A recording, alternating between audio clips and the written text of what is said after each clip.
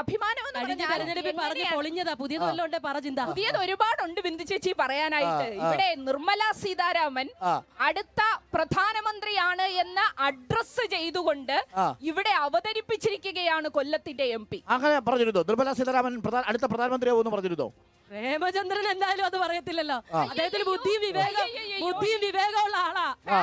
അതില്ലാത്തവര് ചിലപ്പോ പറയും. Factual error ആണ് ഇവിടെ ബിന്ദു കൃഷ്ണ പറഞ്ഞത്. ബിന്ദു കൃഷ്ണ അങ്ങനെ പറഞ്ഞിട്ടുണ്ടെങ്കിൽ അബദ്ധത്തിലാവും. എനിക്ക് ഉറപ്പാണ് ശ്രീ NK പ്രേമചന്ദ്രൻ അത് പറയില്ല. അദ്ദേഹത്തെ അറിയുന്ന ഓരോ വോട്ടർമാരും രാഷ്ട്രീയത്തിന് അതീതമായി അത് വിലയിരുത്തും. അടുത്ത പ്രധാനമന്ത്രി പറഞ്ഞിട്ടില്ല. നമുക്ക് കാണാം, സോഷ്യൽ മീഡിയയിൽ എല്ലാ വിവരങ്ങളും ലഭ്യമാണ്. ഈ ചർച്ച 1 മണിക്കൂറാണ് ഡോക്ടർ അരുൺകുമാർ നടത്തുന്നത്. വാട്സ്ആപ്പ് യൂണിവേഴ്സിറ്റി എന്നുള്ള പ്രശ്നം ഇത് തുടർന്നുള്ള മറ്റ് ഡിസ്കഷൻസ് ബാക്കി സോഷ്യൽ മീഡിയയിൽ നടക്കും. അവിടെ കൃത്യമായിട്ട് ആ വിവരങ്ങൾ നമുക്ക് കിട്ടും. NK പ്രേമചന്ദ്രൻ നിർമ്മല സീതാരാമനെ എന്താണ് കൊല്ലത്ത് കൊണ്ടുവന്നിട്ട് വിശേഷിപ്പിച്ചതെന്നുള്ളത്. അടുത്തത് പ്രധാനമന്ത്രിയുടെ ഓഫീസ് എങ്ങനെയാണ് കാര്യങ്ങൾ കൈകാര്യം ചെയ്യുന്നതെന്നുള്ള ബോധ്യം എനിക്കുണ്ട്. പ്രധാനമന്ത്രി ഒരു പദ്ധതി കൃത്യമായി ഫോളോ അപ്പ് ചെയ്യുമെന്ന് പറഞ്ഞ് അദ്ദേഹത്തെ വാഴ്ത്തിക്കൊണ്ട് നടത്തിയിട്ടുള്ള വസ്തുതയല്ലേ? അതിപ്പോ സത്യസന്ധമായിട്ട് കാര്യങ്ങൾ പറയുന്നത് വസ്തുതയാണോ? വസ്തുതയാണെന്ന് ബിന്ദു കൃഷ്ണ പറയട്ടെ. അതും വസ്തുതയാണെന്ന് ബിന്ദു കൃഷ്ണ പറയട്ടെ. ബിന്ദു കൃഷ്ണ അത് വസ്തുതയല്ലേ? നമ്മുടെ പ്രധാനമന്ത്രി കാര്യങ്ങൾ കൃത്യമായി ഫോളോ അപ്പ് ചെയ്യുന്ന ആളാണ് എന്ന് എനിക്ക് പറഞ്ഞു. ശരിയല്ലേ?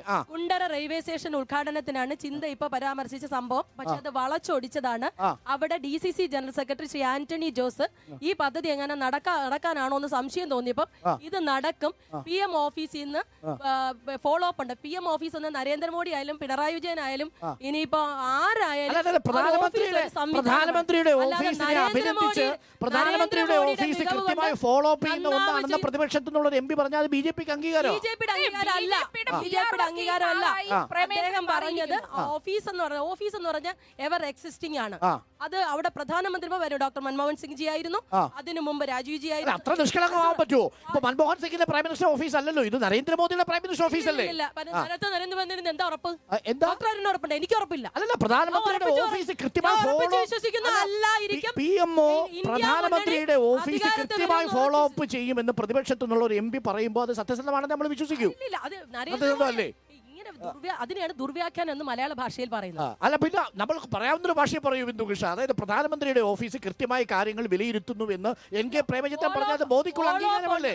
മോഡിയുടെ അംഗീകാരത്തെ കുറിച്ച് അല്ല, അപ്പൊ ഓഫീസിലെ ഉദ്യോഗസ്ഥന്മാരെ കുറിച്ചാണ് പറഞ്ഞിരിക്കുന്നത്. പറഞ്ഞോളൂ ചിന്ത. സത്യം ഉദ്യോഗസ്ഥന്മാരെ കുറിച്ചാണ് പറഞ്ഞോളൂ ചിന്ത. നിങ്ങളിങ്ങനെ ദുർവ്യാഖ്യാനിക്കരുത്. പ്രേമേന്ദ്രനെ പോലെ കറകളഞ്ഞ ഇന്നും ഉള്ളിൽ വിപ്ലവം സൂക്ഷിക്കുന്ന ഒരു മനുഷ്യൻ മോദിക്കൊപ്പം പോകുമെന്നുള്ള കുപ്രചരണം മാത്രമല്ല, പ്രവൃത്തിയിലും പ്രസംഗത്തിലും എല്ലായിടത്തും അടിമുടി ഫാസിസ്റ്റ് വിരുദ്ധനാണ് പ്രിയപ്പെട്ട ശ്രീ NK. പക്ഷെ ഇപ്പോൾ UDF ക്യാമ്പിലാ.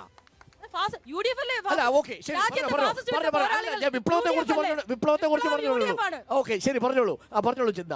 അല്ല, എനിക്ക് സങ്കടം തോന്നുന്നു. കാരണം ബിന്ദു കൃഷ്ണയെ പോലെ മുൻ DCC പ്രസിഡന്റിന് വളരെ ദൗർഭാഗ്യകരമായ ഒരു അവസ്ഥയിലന്റെ ഇപ്പൊ കടന്നു പോകുന്നത്.